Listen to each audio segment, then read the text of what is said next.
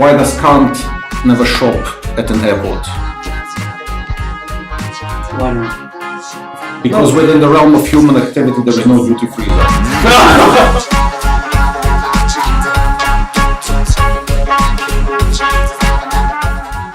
Like there are certain things that are excellent. In 1 minute trying to get your head around Kant's fucking such and such. I don't really understand what this talk is about. This is philosophy. It is philosophy.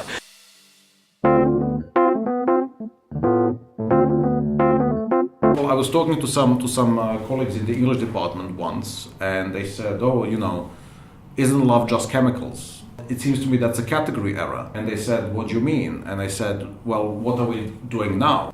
And they said, "Well, we're drinking, we're having a good time." And I say, "Oh, no, we're just poisoning ourselves." Isn't hanging out just, a form of extended suicide? Right? And I said, and that's a category mistake. For the past 2 years, I was doing performance poetry. When you come on stage for stand-up comedy, people sit there and think, "Make me laugh." Yes. Come on, make me laugh.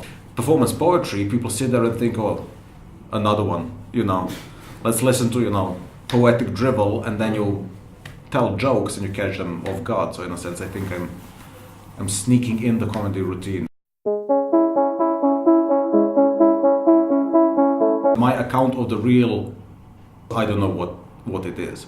I think of St. Augustine on time. When St. Augustine was asked, "Do you know what time is?" He says yes, and then he was asked, "What is it?" He said, "I don't know." What we usually identify as the real, stuff you can trip over, the empirical, the extended, the measurable, the calculable, that a lot of us unproblematically assume that that's the best conception of the real. Now, one question is, where does that leave mathematical?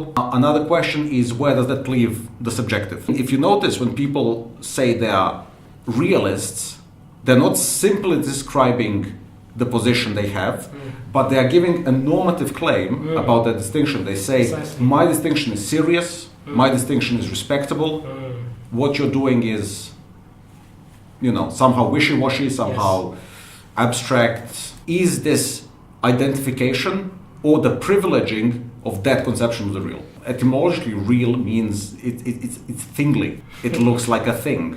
Under that umbrella, we have snuck in a lot of, I think, presuppositions and a lot of normativity, which deserves to be shaken up a bit.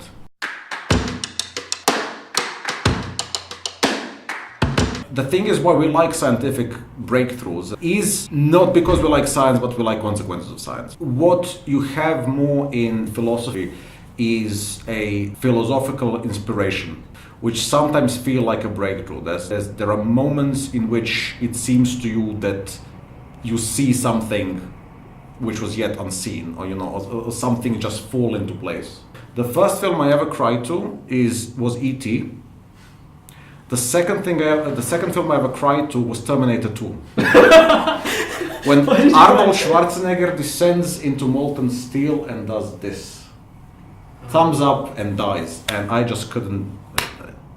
I just all went out. Yeah. It all went out.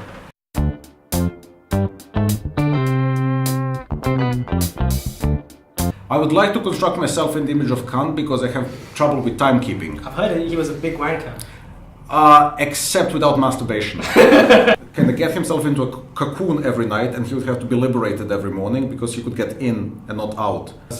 Canonical philosophers have more of a kind of personality quirks, and academic philosophers have more of the same wardrobe. So Wardrobe? Well, this wardrobe, right? Yes. And elbow patches, a scarf. When I was giving my first work in progress seminar, I bought a black turtleneck to represent continental philosophy. We kind of privilege some sort of self-expression, but then again, if you like the style, just go for it.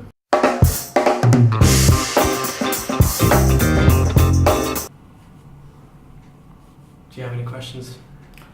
Or Or anything you want to say for people to know about you? So I'm currently without a job. So if you're hiring, my CV is online. That's super. We'll link it. Public intellectual, established philosopher. And overall, a very nice person. Oh, genuine. A really nice bloke. Really nice. He's got jokes and a stand-up routine. Just yeah, you can get the whole package. Whole package. Yeah.